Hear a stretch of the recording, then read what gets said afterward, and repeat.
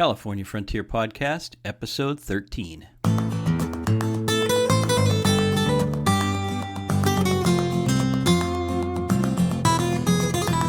The California Frontier Podcast is dedicated to helping you explore the Golden State's unique history, culture, and environment. My name is Damian Bassage, and I'm your host.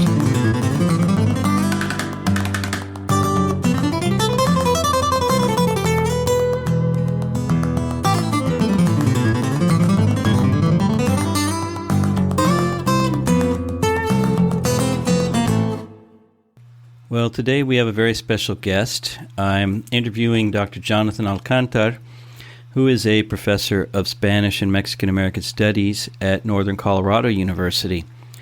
But I know Jonathan in particular because he was a student at San Jose State when I first arrived there as a new professor. Since then, he started his own academic career, and we're going to talk about something that he's been working on, which is the novel Ramona, this foundational novel from 1884 that really kicked off the interest in California's Spanish and Mexican past on behalf of Anglo-American residents of this country. And Jonathan in particular has been working on the echoes of that novel throughout the hemisphere. So I think you're going to find this to be very interesting, not only for California history, but for the history of the Americas in general. So I hope you enjoy this conversation with Dr. Jonathan Alcántar. Hello, Jonathan. It's great to talk to you, and I'm looking forward to our conversation. Well, Jonathan and I know each other from our time together at San Jose State University, and now he's Dr. Jonathan Alcántar at Northern Colorado University. So it's a real pleasure to talk with you and to catch up. But and we're going to talk about this Ramona by Helen Hunt Jackson and its impact on California and the great work you've been doing on it and on her. So before we talk about that directly, maybe you could tell us a little bit about yourself, who you are, where you come from, your interests. Oh, yeah. Thank you very much, Damian, Dr. Bassage, for this. Damian. Damian. Yeah, I always try to remember my mentors and professors and colleagues. But yeah, I appreciate it. Appreciate the introduction. Well, just a little bit about my background. I grew up in Watsonville, California. I was born in Watsonville, California, and my second half, I guess, of my life was in the border. I grew up in Mexicali, a border town right across Calexico, California. And when I was 16 years old, I relocated back to Watsonville, and that's how my entire journey started all over again in academia, I guess. Then. As many students that go through the community college system, San Jose State was a great alternative to continue my studies. I didn't know what I wanted to study when I arrived to San Jose State. I was very confused as a first-generation college student.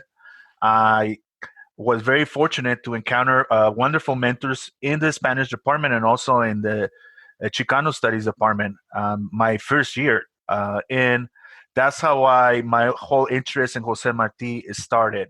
One of my first classes was Latin American literature, I think it was late 19th century, beginning 20th century, and that's what one of the first essays that we read in that class was Our America or Nuestra America by Jose Marti, a wonderful essay that deals with the many issues that were affecting Latin America around that time. But it also has a very promising, hopeful message about how Latin America can come together and really resolve many of the issues that continue to affect the countries in Latin America. And during that particular time, I was also introduced to Ramona as a soap opera that was being produced in Mexico. I didn't know anything about the background. I didn't know that actually Jose Marti translated this famous literary work in the 19th century. And from that moment on, I started applying to different programs that provided support to non-traditional students. And that's how I got into the McNair Scholars Program. That was one of them. And then eventually I was able to take advantage of several programs through the CSU system that provide mentorship and guidance to minority of low-income students in California. And that opened so many opportunities for me. I was able to be part of the Research Summer Institute at UC Berkeley. And from that moment on, I decided to apply to grad school, to a doctoral program. And I was very fortunate to get accepted in the Spanish program at the University of California, Davis, where I continued to receive wonderful mentorship by many experts in the field of Cuban studies, under Emilio Vejel, and also Mexican studies with Robert Irwin. And now I'm a professor. Let me interrupt you really briefly, just to let people know that the Spanish program, University of California at Davis, is one of, if not the premier Spanish program in the United States. It's a tremendous program, and anybody who gets accepted to and comes out of that program has a amazing preparation in that field. So that's really something to be proud of. I agree 100%. Definitely, it was an experience, I think, that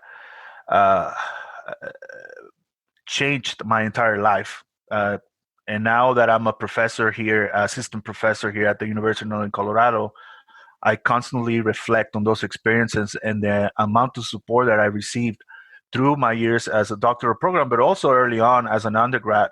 And definitely, San Jose State was a crucial moment, a crucial experience that allowed me to see that I could become a professor. And that's a tremendous inspiration, and just the fact that you can believe in becoming a professor, especially for someone like me that didn't know anything about the profession, didn't know anything about what it requires, to be done to become a professor.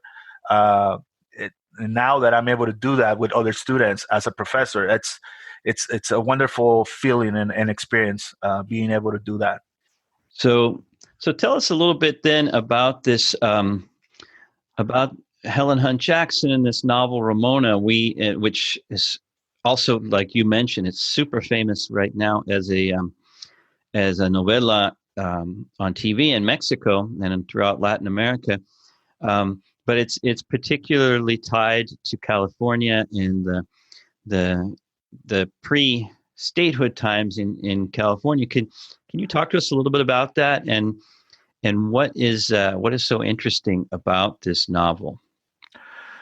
Well, one of the main things that as I was completing my doctoral studies at UC Davis, I knew that Ramona had a wonderful story to tell.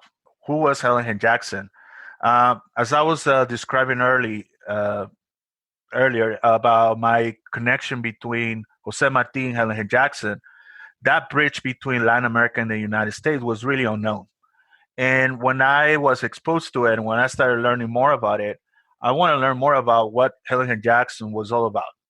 And in the 19th century, she became a prolific, we know she was a prolific author, prolific poet and writer, but more importantly, she became a very important activist on behalf of Native Americans in the 19th century. She was one of those figures who advocated for a reform, specifically in the way the U.S. government dealt with Native American populations when it came down to treaty rights and also land and ownership. So early on, Ramona was a product of an entire campaign on behalf of Native Americans. And in order for us to understand a little bit more about Helen Hunt Jackson and why she got so moved to speak with and on behalf of Native Americans, I think it's very it will be very relevant for us to revisit a little bit of what it was for her to grow up in the 19th century as a woman.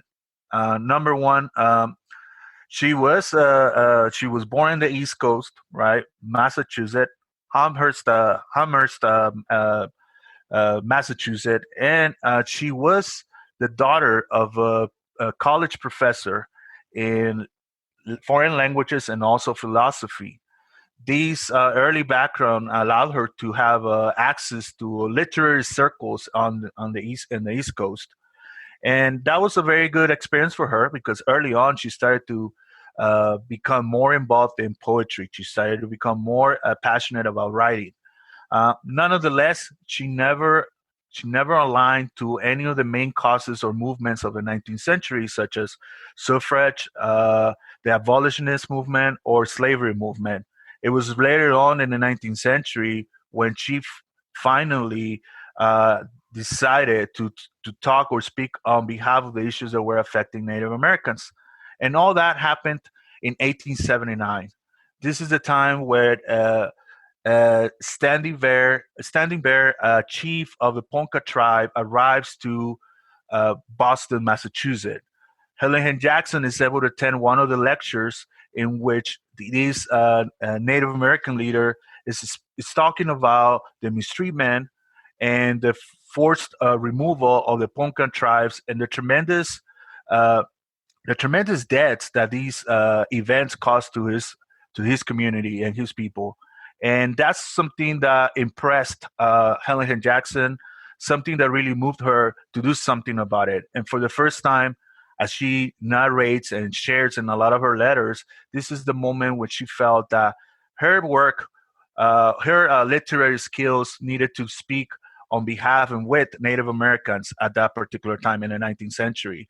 And that's how her entire journey and how Ramona, I think that we can see how it was conceived through this activism and this passion to speak on behalf of those who were being mistreated, not just by the U.S. government when it came down to treaties signed between U.S. government, different Native American groups, but also how society was treating Native Americans around that time. Thanks. That's very interesting. And then she eventually came out to California. Is that correct? How did she start getting involved with California Native people and advocating for them?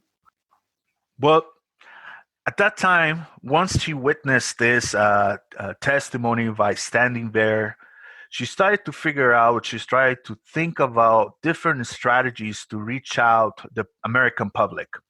So one of the first things that she started to do is to study the different treaties signed between the U.S. government and different tribes in the United States.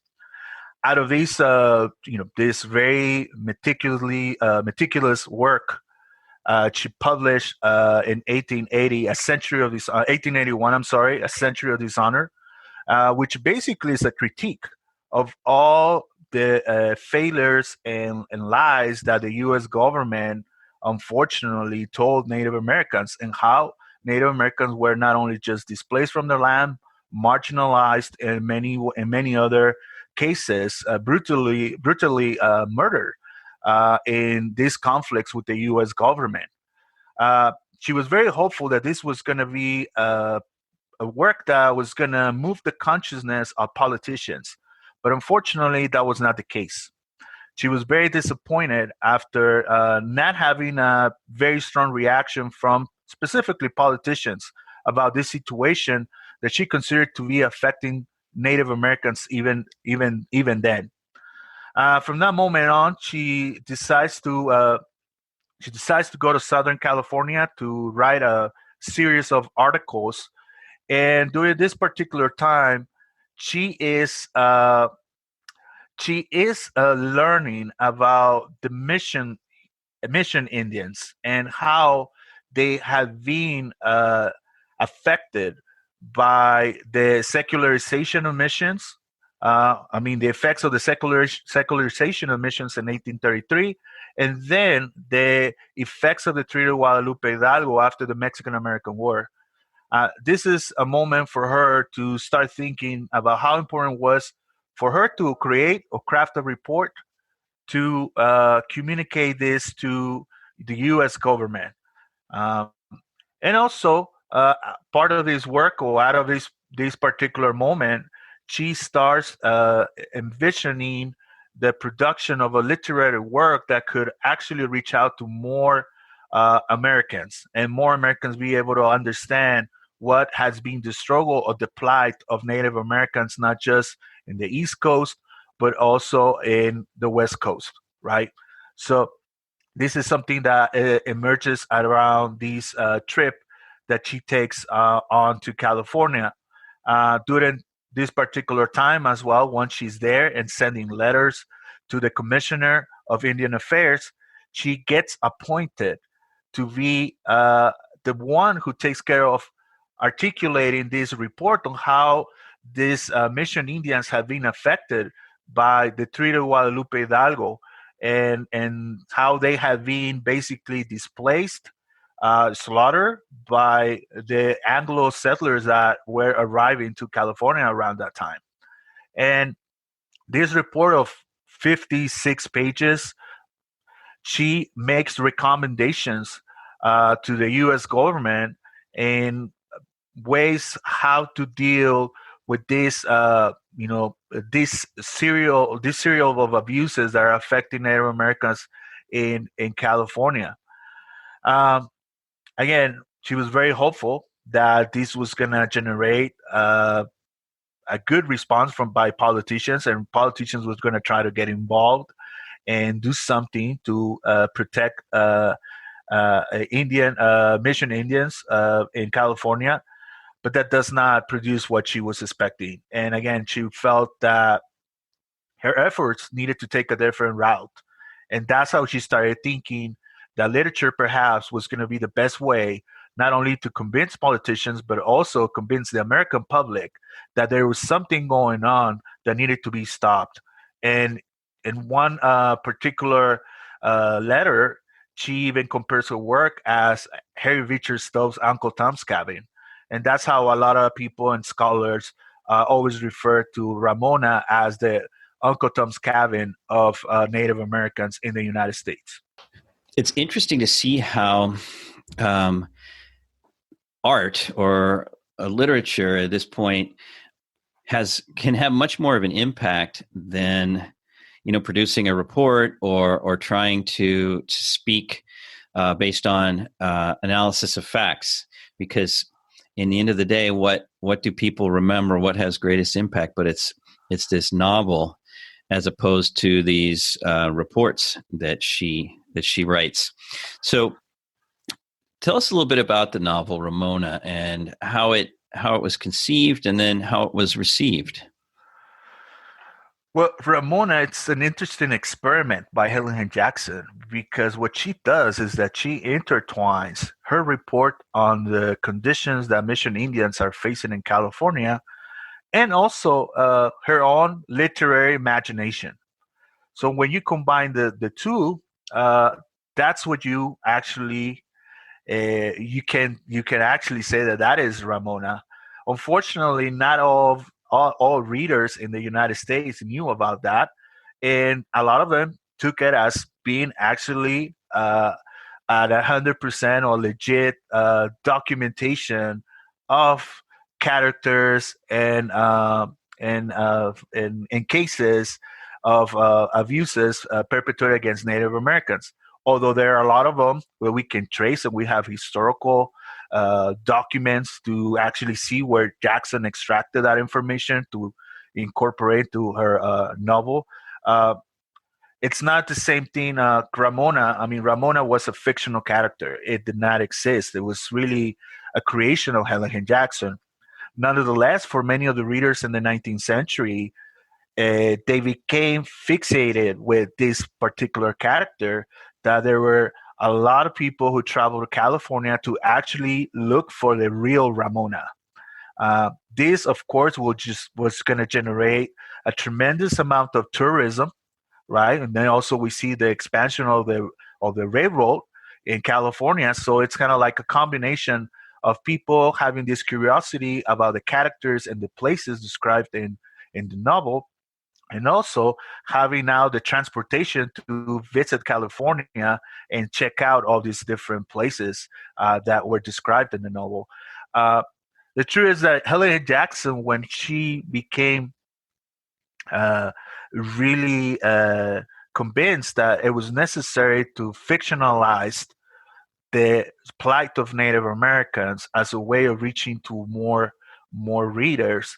Uh, I don't think that she took into consideration the danger of doing that, and she had a good spirit. She had a good intention of really getting people more curious or interested in the plight of Native Americans, not necessarily the characters that were described in her novel. But unfortunately, the second was what actually ended up happening. Um, Her novel, of course, has two characters that are well known in the history of California, and as we know, Ramona is the most important heroine of California. If we go and look at the records and the 300 and something editions that have been published uh, uh, of Ramona, and the fact that Ramona has never been out of print, it tells us about these popularity amongst readers every time that they know or they read about this story. Um, but Ramona and the plot of Ramona, it's about the romance or the love story of Alessandro, who is of Native American in Southern California, and Ramona, who is of mixed cultural and racial background, half Native American, half Scottish. Ramona does not know that she is mestiza, what we will call mestiza in Latin America, right? Sharing these dual background of indigenous and European background. But then, as the plot of the novel develops, she finds out that she is Native American, and that somehow attracts her even more to Alessandro, and that's how they fall in love and eventually decide to escape because they know that in California, uh, this union of different races are banned, and it's impossible for them to really show their love or love each other under these type of uh, uh, this type of cultural norms. So they decide to escape, and in this process, in trying to find a home where they can raise their family, they realize that they're being harassed by Anglo settlers who are constantly chasing them off their lands. And at the end, uh, Alessandro goes insane, ends up being assassinated by an Anglo settler who accused him of stealing a horse. Ramona is completely, desperate, destroyed by this tragedy that ends up going remarrying her half brother. And at this point, we don't know, but at the end, we know that there's no, there's really no, they're not connected and at all, because Ramona was actually part of it was a daughter of a Native American woman, had no connection with his family. She was adopted. So it adds another dimension to this plot, but complication. But at the end of the novel, uh, Ramona and her half brother end up marrying and leaving for Mexico, right? And the message is like, in California, 19th century, it's impossible to accept people of different racial backgrounds, you know, and that's how it ends up. And of course, as I was describing earlier, these plot just generated a tremendous interest amongst different readers, and a lot of curiosity about finding out about the real Ramona, Alessandro, and also the places that are actually depicted as early California, right? The mission period. So many people were still trying to find that mission period that Ramona was describing, but that was not longer around, by the time that it was published in 1885. Kind of makes me think of the people that go to Verona in Italy to see the house of Romeo and Juliet, right? So that that sort of type of literary tourism where you're going to a real place hoping to encounter the fictional characters or the traces of the fictional characters. And you mentioned that is what sort of jumpstarts the whole interest in reviving the Spanish past of California, or the Spanish past in quotes, in California. While what's interesting to me is that the novel finishes with her and her husband going to Mexico, basically, like you said, asserting that a mixed race couple like them couldn't thrive in the California of late 19th century. So what you're saying then is that the message, the underlying message of the book, didn't quite, the plot, the characters, the story really hit home and continues to be a bestseller, but that the underlying message didn't seem to percolate down to the general populace. Is that right? That's correct. This was another attempt, and just wanted to make a quick correction. The book was published in 1884, but she died in 1885. So for her, like, to see the effects of the book, she started noticing that there were, literary critics were praising the book. We're talking about how wonderful, that the person behind the author, Helen Hunt Jackson, was such an amazing author. People should read it. Unfortunately, the main attention was really more behind the literary crafting of the work, more than the plight of Native Americans. And that was something that really disappointed Helen Hunt Jackson. Her main goal was not necessarily to create this masterpiece or classic of American literature, but more like generate these debate and bring attention to the issues that had been affecting Native Americans.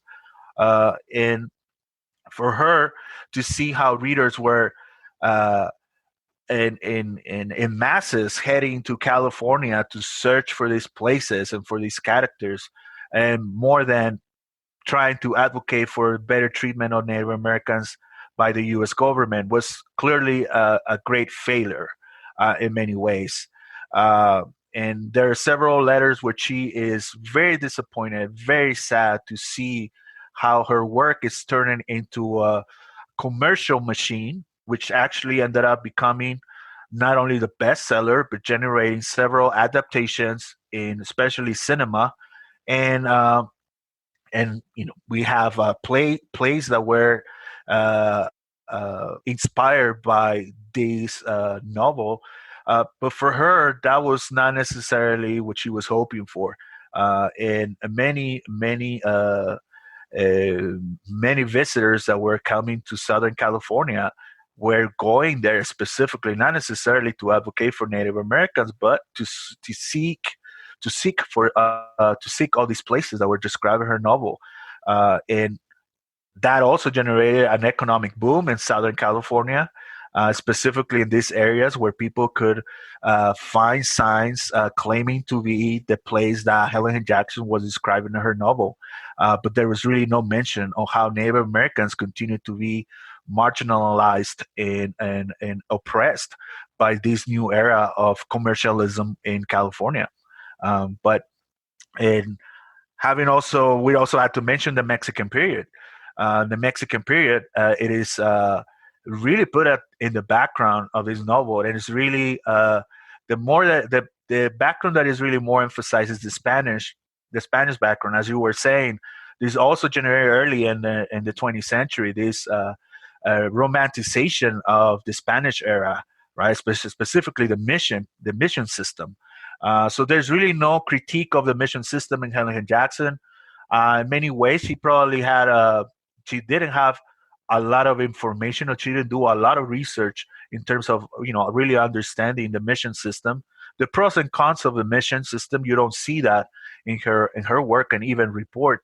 And that's also generates some debates amongst the scholars of how well this was a representation of the struggles of Native Americans, and how much of the Native American voice is actually reflected in Helen Hunt Jackson's Ramona. But for the 19th century, there's no doubt that Helen Hunt Jackson was uh, a leading activist, someone who's really challenging the spaces that were normally controlled by men in terms of politics.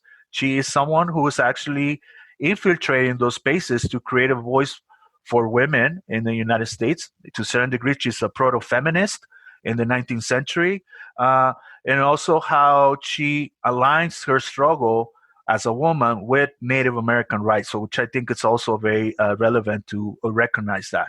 So then tell us a little bit more then about Helen Hunt Jackson and the legacy that she and her works have beyond just California, beyond just people interested in her novel and the Spanish-Mexican mission period.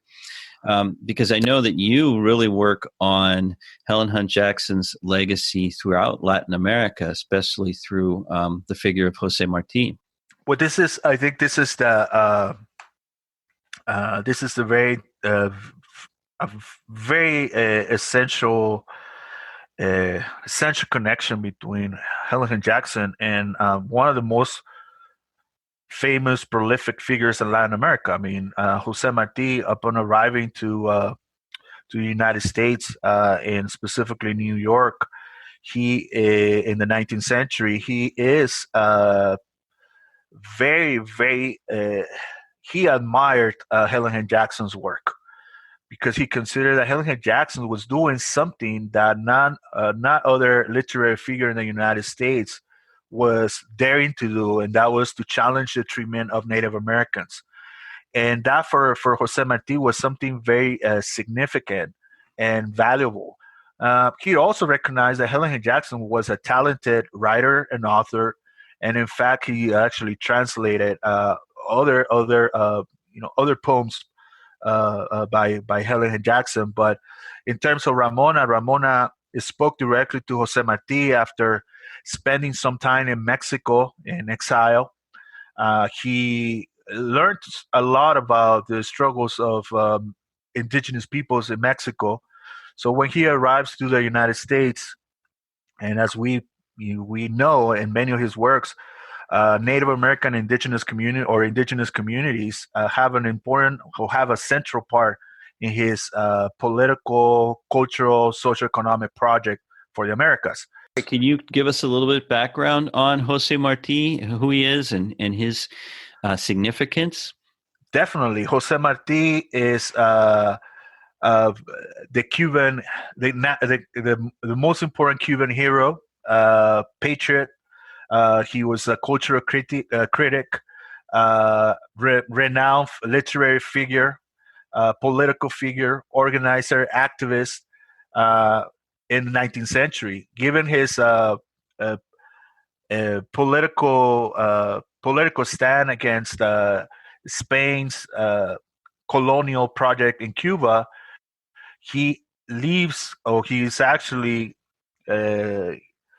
he has to exile in different countries. One point he is in Europe. One point he arrives in Mexico, and then eventually he makes it to New York on the East Coast, and that's where a lot of his literary work begins. In the sense that his reflections over Latin America, but also over what's happening in the United States, in many ways are intertwined or connected, and that's how his vision of Nuestra America in many ways is born. His famous essay is actually published there in New York, and then it also published in other newspapers in Latin America. So he's a very interesting figure because he's not just an author. He's someone who's very involved in politics. He's very involved in as a correspondent for other Latin American newspapers. He is reporting about what's happening in the United States, but also reflecting on the things that are happening in Latin America. So when he comes across Helen Hunt Jackson, he can't stop thinking about the effects or the impact of the Mexican-American War of 1848. And that is a crucial period for him. As he's reading this novel, Helen Hunt Jackson's Ramona, he realizes that Mexico needs to have a copy of this book. He needs to do something to disseminate the the book or translate this book in Mexico. So he makes this strong commitment of translating it and making sure that the book is actually published and disseminated also in Mexico. Well, the book was published in New York. Several copies of this book arrived to Mexico, and the idea was to warn Mexicans of the emergence of the United States as an imperial power. In other words, the war between Mexico and the United States and what took place after that was not necessarily over. For Jose Marti, Mexico, especially its northern territories, were in tremendous danger of another war, and this war again was going to be justified in terms of, this war was going to be a word that was going to be fabricated again against Mexico, so they could be a takeover of those territories that were not as densely populated as this rest part of the rest of Mexico. So Martí is aware of the problems that are affecting the border, even though he never traveled to the border. But he's constantly following the events that are developing there, the different conspiracies by filibusters who want actually to fabricate a war to take over the northern territories of Mexico. And this is something that frightens Jose Marti, and that is the moment where he starts to realize that perhaps Ramona has not just a does not have just a message about, or the message behind Ramona is not just about Native American rights in the United States, but also how this plot could apply to the situation that not only Mexico but even Cuba could potentially face in these, at the end of the 19th century, when the United States is becoming a very powerful power and is trying to really seek for an opportunity to annex more territories to its country. Sorry, you made me think of the whole story of the filibusters. This whole series of American adventurers who would go down to Latin America in the late 19th centuries and try and create revolutions and try and establish their own governments in these places. I know, the famous one is William Walker, but it took place also in Baja California and other places. It's a chapter of U.S. and Latin American history that very few of us know about, but Martí was very keen on alerting people to. Most definitely, I think that it's a chapter of U.S. Mexico history that not a lot of people are aware of. But after the Mexican American War and also the Civil War, there's this a strong sentiment to continue annexing more territories or taking these political projects outside the United States. And like you were mentioning, a case of Nicaragua, William Walker is a perfect example of that. But there are other campaigns that are being organized in several parts of the United States, especially very close to the border, U.S.-Mexico border. And it's just fascinating how Martí is very vigilant of what is happening in the border and is trying to make sure that Mexican authorities are aware of those efforts, that if they're very successful, this could generate a second war against the United States and in many ways justify the intervention or the military intervention of the United States in Mexico but it also was a great concern of Jose Marti when it came down to Cuba, that in this effort for to fight against Spain and independence of Cuba, this could bring U.S. troops to Cuba and eventually take away the right of Cuban people to create their own government, which ironically we see it with the Spanish-Cuban American War in 1898, right? That in many ways, Jose Marti was foreseeing some of this stuff when it comes out to foreign policy, U.S. foreign policy in Latin America. So, what ultimately then is the legacy of Jackson's work through the work of Jose Marti throughout the continent, throughout the hemisphere? What would you say was ultimately the impact of all this? I think that in many ways, although Helen Hunt Jackson's work is not perfect, there are a lot of things that obviously in the 21st century we can revisit and be critical about it. But what there is no doubt about it is that Helen Hunt Jackson's initiative or campaign to advocate for the better treatment of Native Americans in the 19th century, it is very unique, and it is something that we need to admire for somebody to have the courage to stand up against the policies of the U.S. government as a woman. It's something remarkable, because rather than walking away from it and maybe not getting involved at all, she decided to do something that it was very difficult for any woman in the 19th century, to write letters to politicians and criticize their lack of engagement or lack of intervention in a situation that was definitely killing many Native Americans around the 19th century. So there's an aspect of human rights activism early in the 19th century. So when we think about, for example, uh, Bartolomé de las Casas, for example, is an early example of somebody who dared to say something about the situation of Native Americans. We know there's a lot of debate about how those actions led to other bigger problems, but I think that many of them were trying to do something good. At least they were trying to. They felt that they needed to speak out on behalf of communities that did not have the platform that they had to denounce the abuses that are being committed against them. So I always think that Helen Hunt Jackson was in many ways this human rights activist early on in the 19th century. It wasn't perfect, but at least the effort and the intentions of advocating for a better treatment, for a better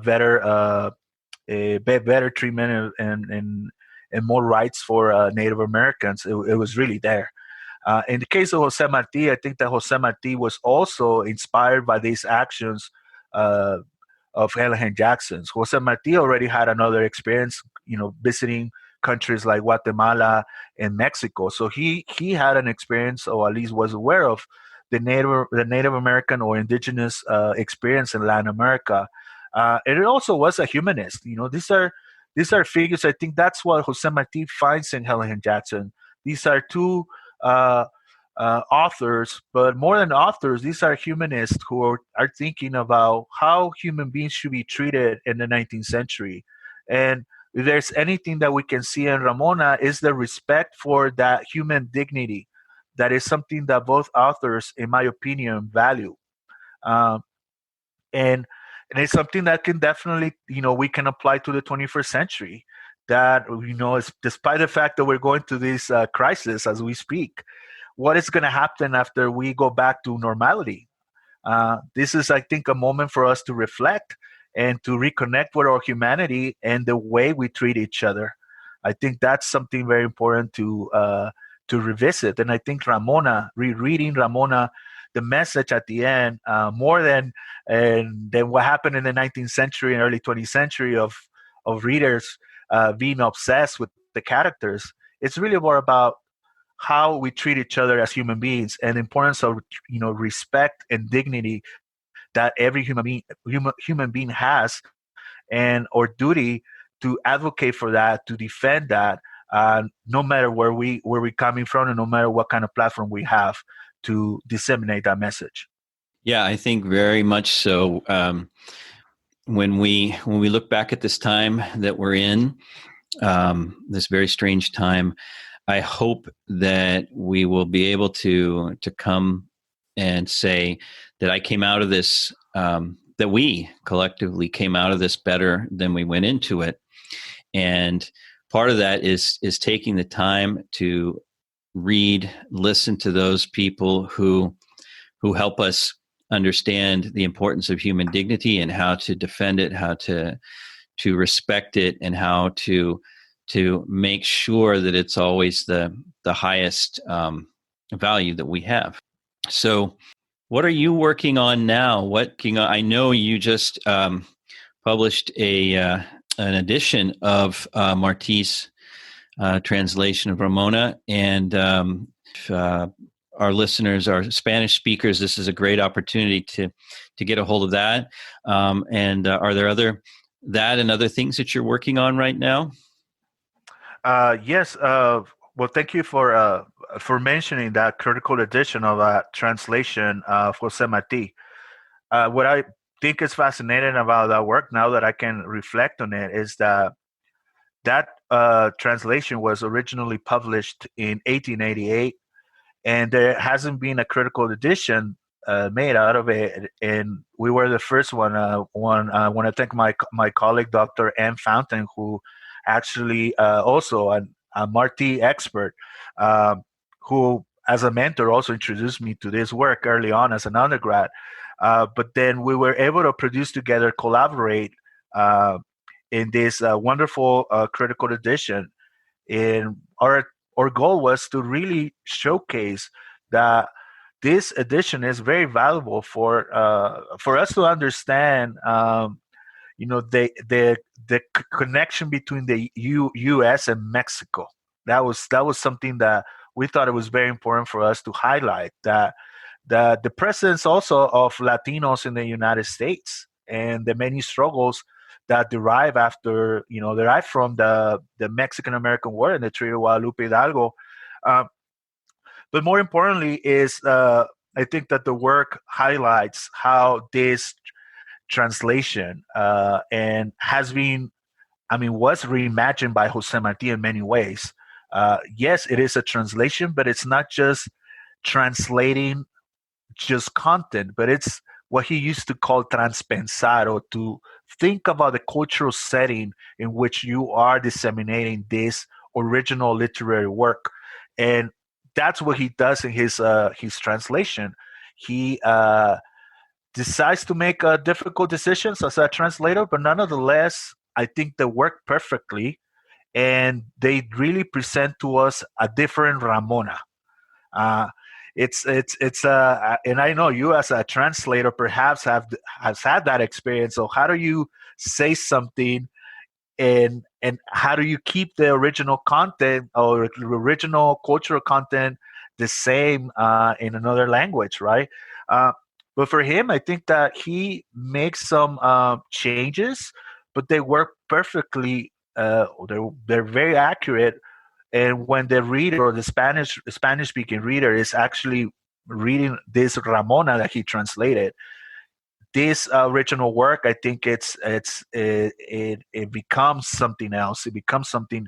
I don't want to take away any merit from Helen Hunt Jackson. I think that the original work for this period of time, 19th century, is experimented and is very creative. The reason why you have many readers, responding to it, it's a clearly example of the quality of work that she was able to produce. But I think that Jose Marti's translation takes it to another level, especially for Latin American readers. It adds something else to it, and I think that in our critical edition, we're able to highlight that and guide the reader to value and appreciate Jose Marti's work on Ramona, and also Jose Marti's perspective on what he's reflecting at the end of the 19th century. Currently, part of my my own research is working on Ramona, but I wanted to follow the traces of his literary work in the 20th century. And as I mentioned early on in the podcast, Ramona was actually has several cinematic adaptations. Many of them, we have three of them during the silent period of cinema, U.S. cinema.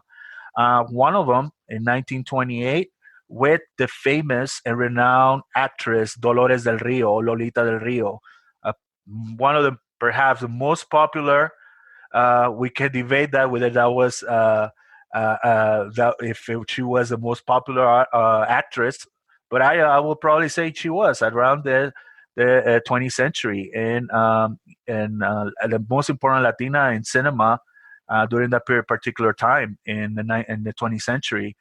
And what I do is I wanted to follow the ramifications or cultural ramifications of Helen Hunt Jackson's Ramona through the lens of Latinos and Mexican viewers.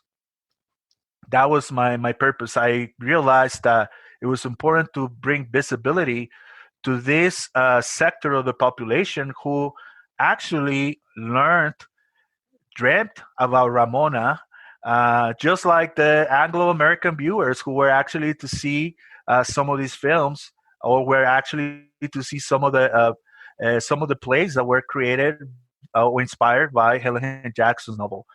And that has a project that I hope to publish this year, and bring again, my contribution is to showcase how Latinos and Mexican publics or audiences in the 20th century received and reacted and also resignified the meaning of Ramona based on the periods where they were coming from. Well, I'll be looking forward to that, because I know that Ramona has had a vast echo in the film world, the television world, and especially throughout Latin America. So I really look forward to that upcoming work of yours. Jonathan, I want to thank you for spending the time to share with us your knowledge of this really important novel, this really important author, and her connection to another important literary and political historical figure, Jose Marti. And I think it helps us to understand better the real and ongoing connection that California has with Mexico, with broader Latin America, and that the urgency of continuing to struggle for the protection of human dignity is something that really never goes away, and that we see that unites us between people of the past and the present. So I want to thank you so much, and I really wish you the best for the rest of this semester. Hopefully we're going to come out of this sooner rather than later and be able to get back to our normal lives better than we were when we started. So thank you so much.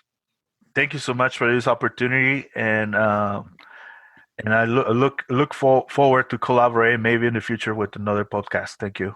Absolutely. I really want to thank Jonathan for his insights about this important novel and its author, and for helping us to have a broader perspective on it, in particular a perspective that goes beyond just the state of California or the United States, but one that unites us to people in our whole hemisphere. I'm also thankful to Jonathan for helping us understand the impact a work of art can have much beyond the original intentions of its author and beyond its original geographic location, let's say, as is the case of Ramona with Jose Marti. So I urge you to go out, get a copy of Ramona, and read this important novel for the history of California and for the history of our hemisphere. Thank you. Thanks for joining us for this episode of the California Frontier Podcast. If you liked what you heard, consider leaving a review on Apple Podcasts, Spotify, or wherever you listen to your podcasts. Also, be sure to check out the California Frontier Project website at www.californiafrontier.net. If you have a question, comment, or a suggestion, make sure and drop me a line at damian@californiafrontier.net.